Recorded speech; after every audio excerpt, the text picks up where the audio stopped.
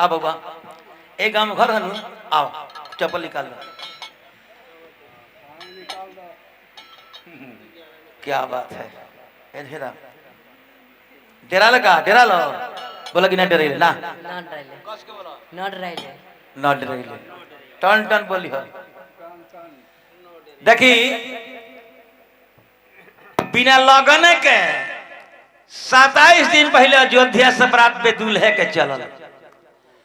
आ कामला नदी के तट पर बरात जब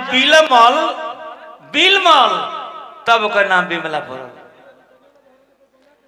तो हाला ना अब पूरा अयोध्या के लोगों बिमला में पहुंचल बा आ जनकपुर से राम लक्ष्मण दोनों भाई के बिमला में बोलावल गई विधिवत शादी करे खातिर। राजा जनक जी तिलक साज के लेके आयल बनी बिमला में। राम चारों भाई के तिलक के विधि होता। सीता जी के भाई लक्ष्मी निधि तिलक चढ़ा रहल बनी। अब पंडित जी महाराज मंत्र पढ़तनी माई बहन बेटी मंगल गावतरी। तनी गांव के हजाम के नाम बताई लो। एक गांव के हजाम के नाम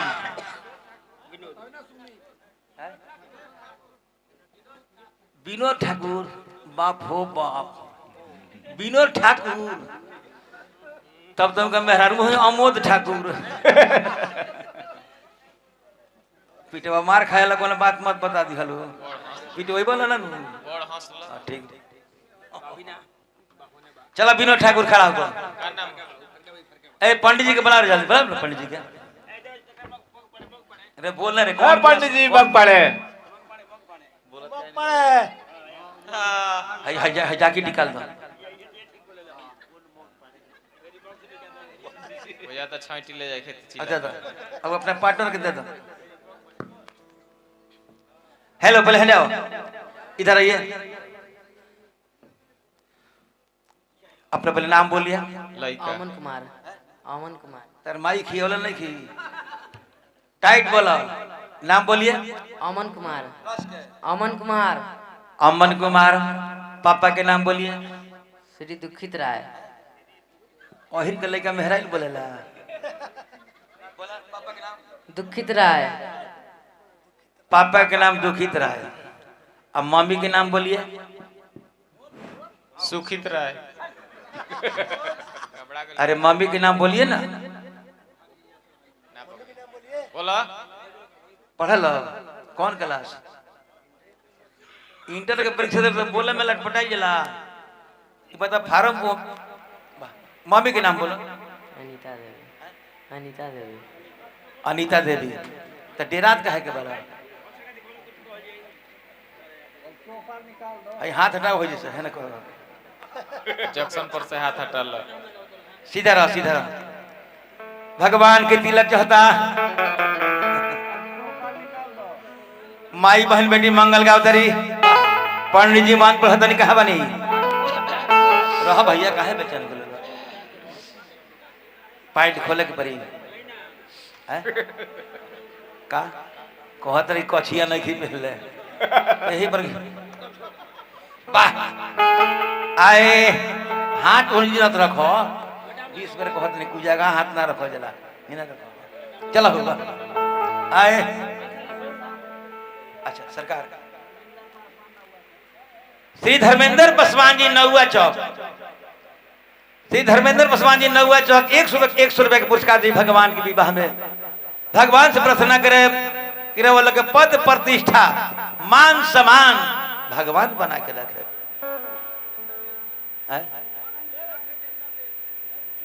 अरे हम तो भगवान से प्रार्थना करते नहीं कि जवना काम में हाथ लगा दी उमें बीजे होखो। आए 10 लाख के लेबू में से 2 लाख खर्च 8 लाख बाँच जाए। हाँ 30 लाख में 10 लाख लगे 20 लाख बाँच जाए। हम भगवान से यह प्रार्थना करें। तिलक क्या होता है अरे गाई के गोबरे महादेवा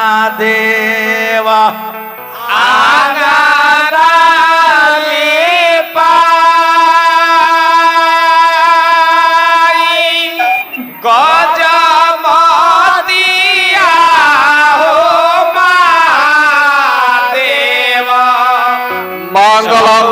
विष्णु मंगलम गरुड़ालम मंगलम पुंडरीकाक्ष मंगलाय कलो हरि ओम शांति ओम शांति कर्पूर गौरम गरुड़ावतारम संसारसारम भुजगेन्द्रहारम सदा वसंतम हृदयारविंदे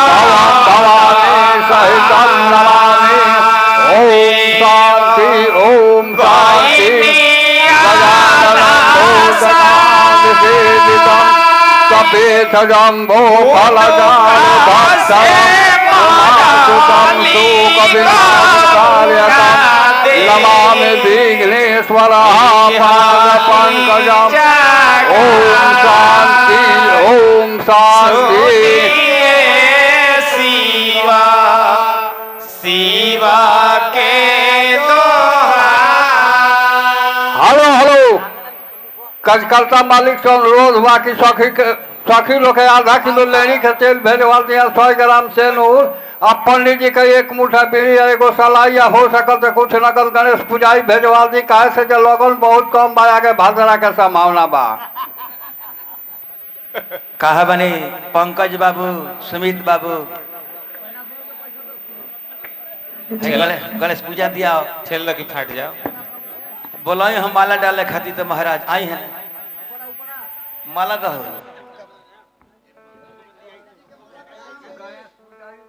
गणेश पूजा देती बैजनाथ भाई के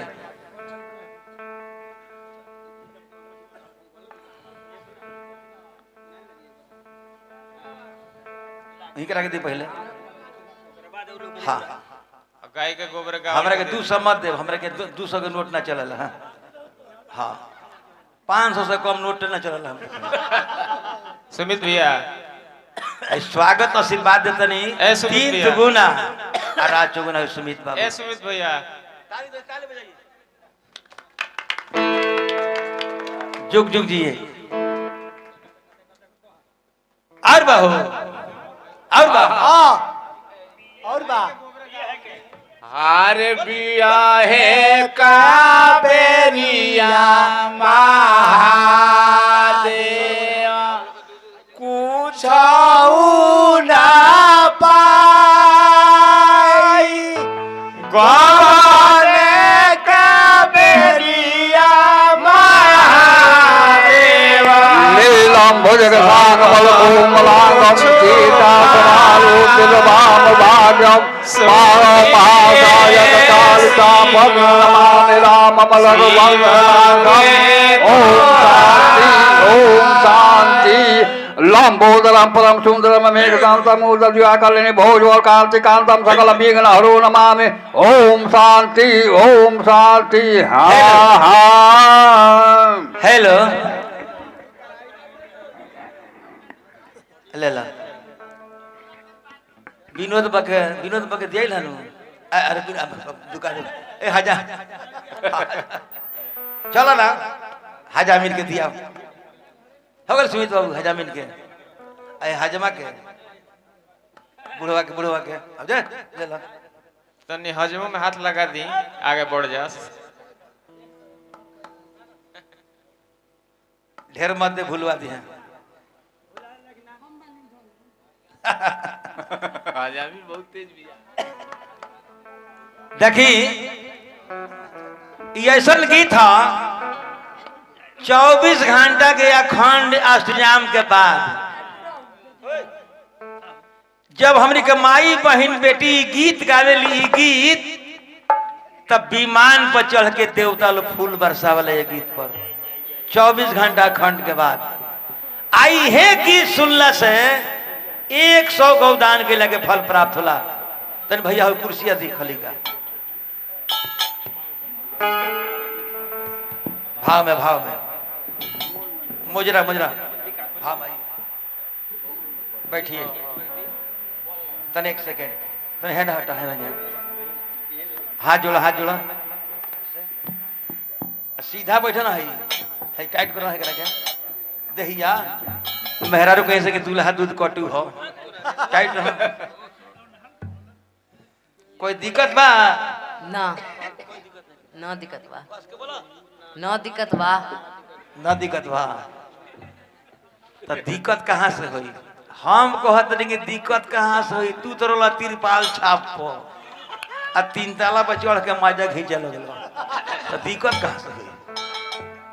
वाह क्या बात है, वहां अच्छा से बैठी। सहनाइयों की सदा कह रही है, खुशी की मुबारक घड़ी आ गई है। सजी सुर्ख जोड़े में चांद सी दुल्हन, जमी पे फलक से परी आ गई है।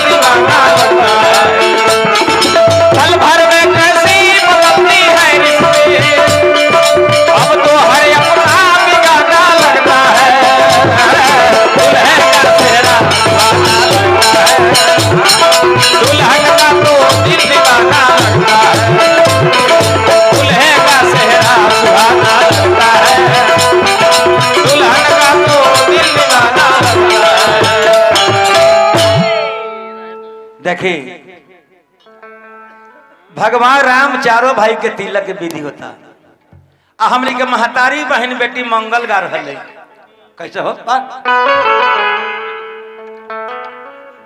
अरे घरे घरे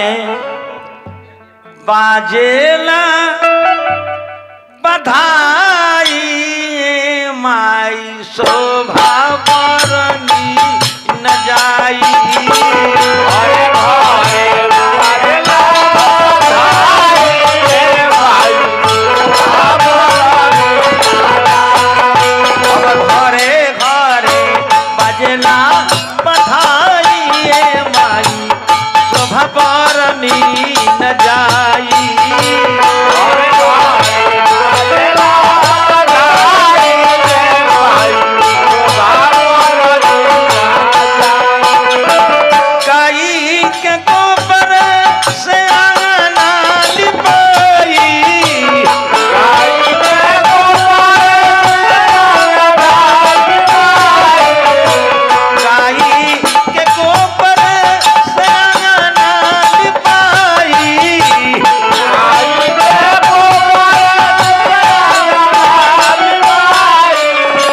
हमरा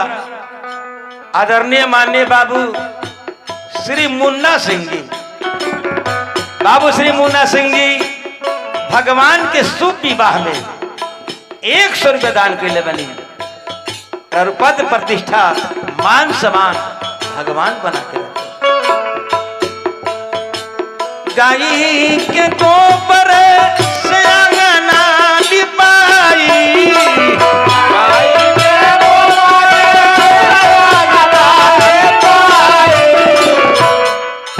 अब गजमती चौका पुराई, माई शोभा बरनी न जाई।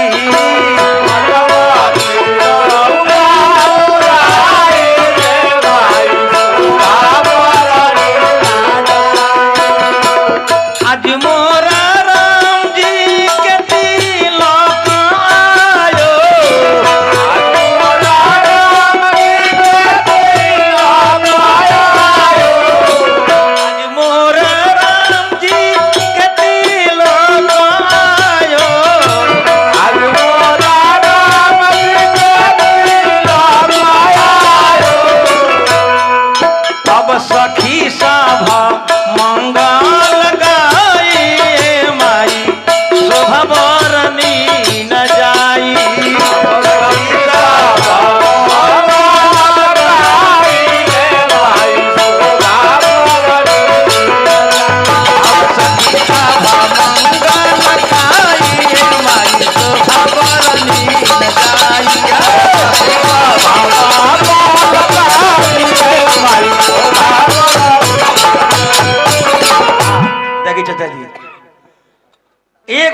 के गीत अगर रात भर गावल जाए तब वो घटल रही। आ विषय बड़ी लंबा भाई, ऐसे थोड़ा ही तिलक जब चढ़ेला ध्यान से सुनी मुन्ना बाबू, तिलक में जितना लोग अक्षत मार देला का है, जितना लोग अक्षत मारेला उस शादी के गवाह बन जाला। अक्षत जितना लोग मारेला उस शादी के गवाह हो। तिलक में धान काहे बटला जानते नहीं? धान काहे बटला? धान बेटी जन्म ली अपना घर में और शादी होला दूसरा के घर में। धान के बिया खेत में गिरावल जाला। अब बिया जब जवान होला तो एक खेत में से उखाड़ के और दूसरा खेत में रोपल जाला। कहता ई खेत तर नैहर है में जन्म भइल बा, और जावना खेत में रोपल जाता ई तर ससुरा है। यही में खानदान बसी। आ वही धान के लावा भुजाला और लावा मिला के शादी होला। तो लावा काहे मिलाव जाला? धान के गरम बालू में भूज दी, धान के लावा फूटला और लौआ में खोइबा सट रहेला। फूटला के बाद ऐसे लावा मिलाव जाला कि दूल्हा में या दुल्हन में केहू केतनो झगड़ा लगा दे, फोड़ दे, फुटका दे, जेगा धान के लावा फूट जाला सबका देखे में दुल्हो दुल्हन फूटू गइल बा। लेकिन फूटला के बाद जेगा लावा में खोइया सट रहेला वही दुल्हो दुल्हन के फूटू गइला के बाद दुल्हन के प्रेम और दुल्हा के प्रेम ई हृदय में हृदय सट रहे के चाहिए। तिलक में हरदी काहे चढ़ेला काहे बटला जानते नहीं? हरदी के टूसी दू गो बा आ दू रंग के बा। हरदी के टूसी दू गो बा दू रंग के बा आ दोनों के फोड़म तो अंदर एगो रंग निकली पियर। ऐसे हरदी लगेला चढ़ेला बटाला कि दूल्हा दुल्हन दू रंग के गोर सावर बालो तका हो, लेकिन दोनों जना के अंदर के हृदय एक रंग होके के चाहिए। अब दूल्हा के माई अवतरी चूमे खाती बड़ी लेट करेली बकरी चढ़ा दे। अब तार मम्मी अवतरी तो हाथ और उठा लो, वो मम्मी ना ही रेडीमेड मम्मी अवतरी, ये मोछ वाली है। बाप रे बाप, कहाँ लेट कर देते रू तू?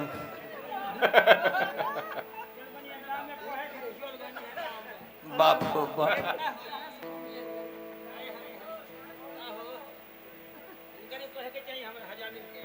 बकरी के चरवाही में रही है। चिमा चिमा अरे दैया फेर चिमा चलली दुल्हा के मम्मी ना,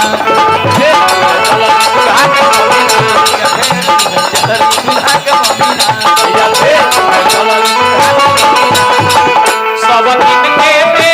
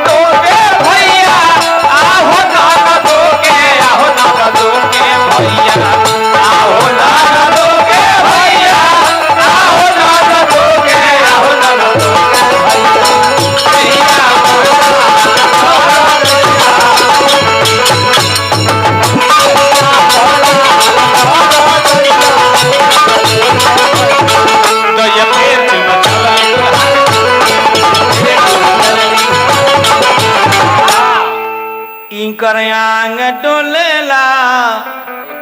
इनकर पांग डोलेला, इनकर हो हो हो हो हो हो हो हो हो हो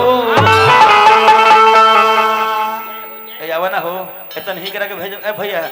एतन ही करा के आइबू है नहीं बू दूल्हा के चाची न हई तार चाची आवतरी का नाम हो चाचा के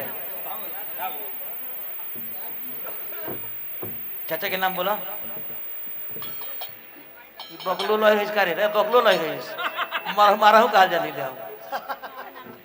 हाँ मुन्ना बाबू चाचा के नाम बता दो। आदरणीय माननीय बाबू श्री मुन्ना सिंह जी बाबू मुन्ना सिंह जी भगवान के शुभ विवाह में फिर 100 रुपया के पुरस्कार दान के लिए बनी हार्दिक अभिनंदन और पद प्रतिष्ठा भगवान बना के रखे। चाचा के नाम कहा? चाचा के नाम बोला चाची।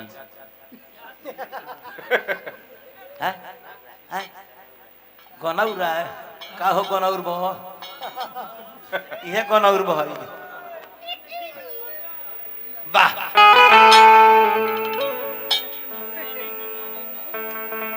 अरे दैया फेर चुमे चलली दुल्हा के चाची नाम दुल्हा के चाची नाम चलली दुल्हा के चाची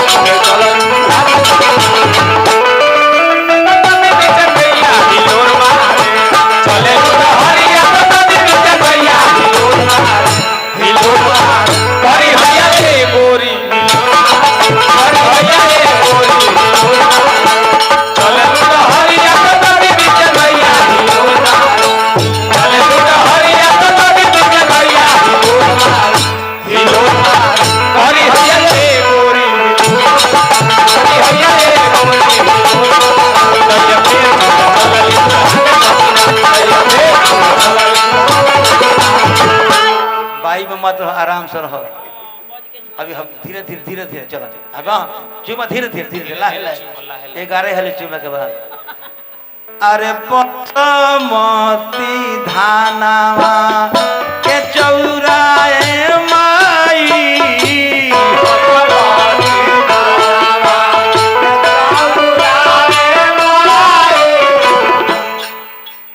गनौर के चुमे जानी दी है रे माई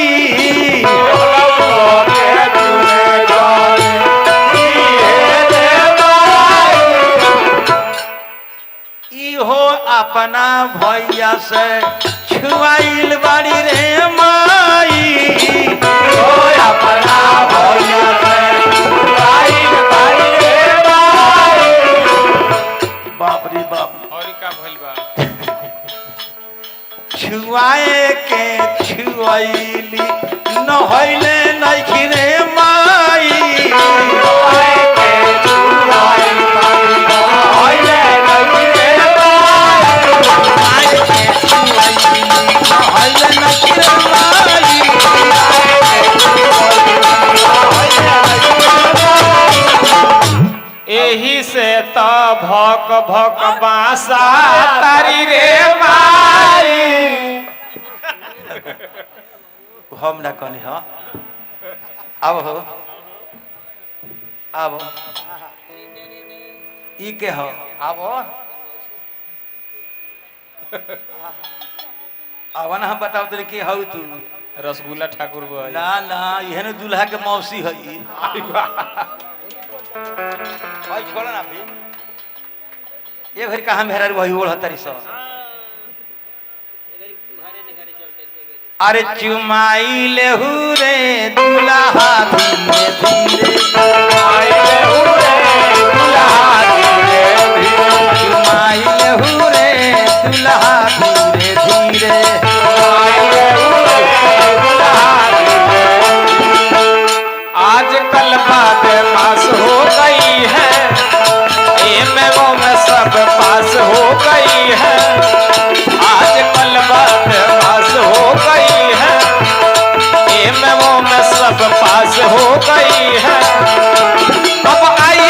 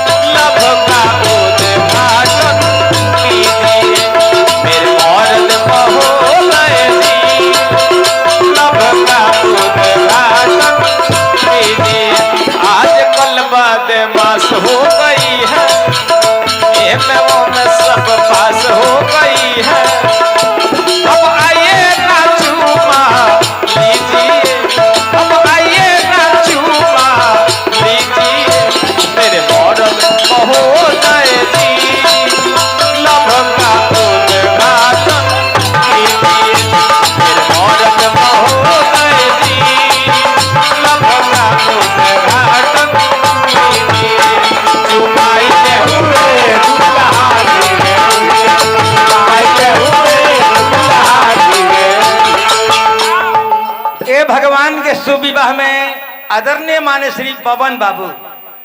100 रुपया पुरस्कार दान के लिए बनी भगवान के विवाह में हम चरण के नमस्कार प्रणाम करते नहीं तनी मोजरा हो जाओ चुमन चलली हाँ दुल्हा का मौसी चुमन चलली हाँ दुल्हा का मौसी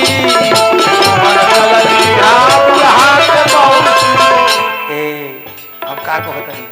हमारा बात पर ध्यान दो का को होता नहीं हमारा बात के भाव का चाहिए हला हला मुन्ना बाबू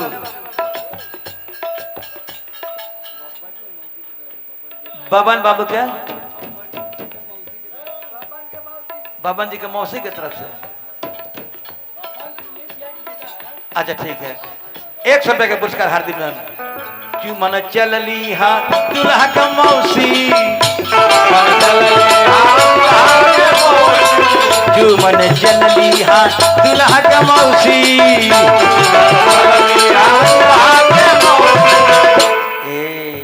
हम का कहते नहीं आपन कमरिया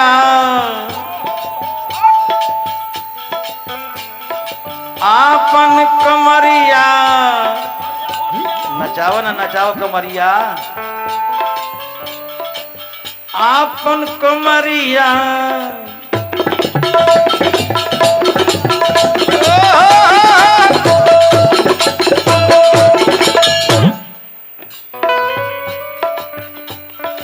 आपन कमरिया हिलाई हो रे दुल्हा धीरे धीरे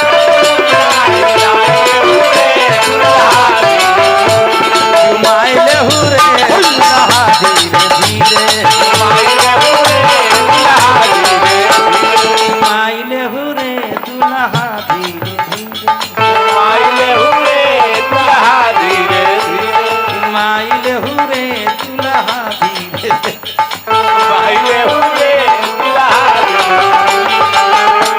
अब दिया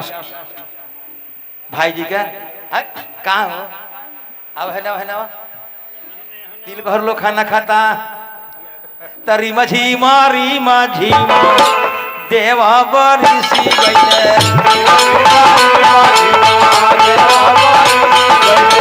मझी मारी माझी देवा बरिसी गईले अब आंगन में लाग गईले ताई रे मन धीरे धीरे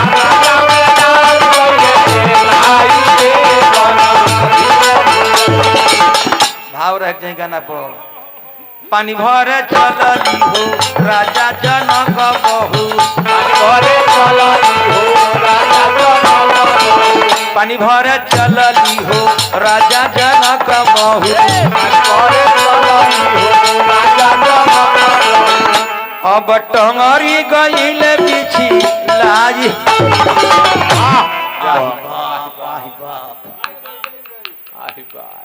हो गई तो उठाने दिला मुंह नहीं करो लोग लगो कोई एक आदमी उठा दे अरे भगवान की विवाह शुभ भगवान का विवाह है कुछ हाथ में दे के उठा दी विधि घट जा विध विध ये भगवान की विवाह जाने वाली कोई बात नहीं है भगवान का लीला है प्रभु श्री रामचंद्र का विवाह है कुछ हाथ में दे दीजिए उसका बाद उठा दीजिए सुमित बाबू इतना रुपया आप खर्च किए हैं हाथ में दे दीजिए तो धीरे से उठाइएगा कस के ना चोट ना लगे धापल धूपल ऐनी सुमित बाबू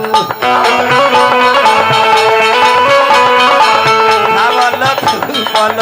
ऐनी सुमित बाबू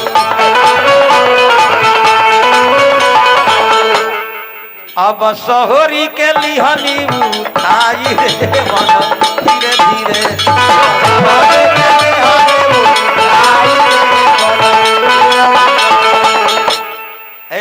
काहे उगता जल तू ई लइका पुरस्कार में आइल बा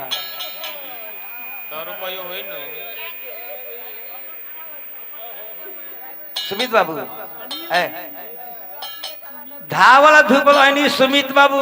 शहर के लेहनी उठाई रे मन धीरे धीरे है देश विदेश देखी और काम के करी उठाओ के तो उठा देनी एगो काम के करी आजर टोइले आजर टोइले हाला ना टाइट करी महाराज टोदी बक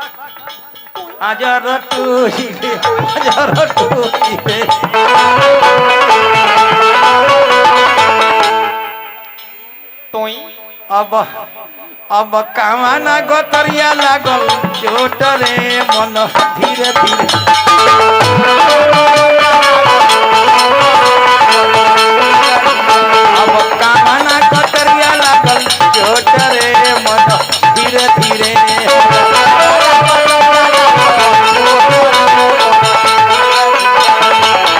गाइए जुग जुग जी है और बाल बच्चा सुखी संपर हो दिन दुख तन मेरे पास एक आधा मिनट बस तना चोटया जोर ना चोट जोर ना चोटया जोर ना चोट जोर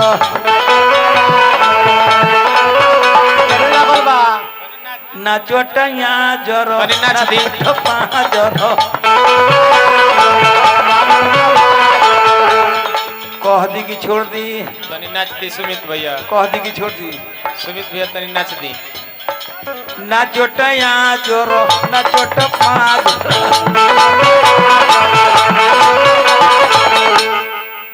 अब ठंडा घर में लागी गईले छोट रे मन धीरे धीरे अब ठंडा घर में लागी गईले छोट रे मन धीरे धीरे अब ठंडा घर में लागी तिलक चढ़ गई तिल कहर लोग के विदाई हो गई जनकपुर में अयोध्या में सगुन मंगल संध्या प्रातः गीत होता एगो गीत आ प्रेम सागर बाबू सकना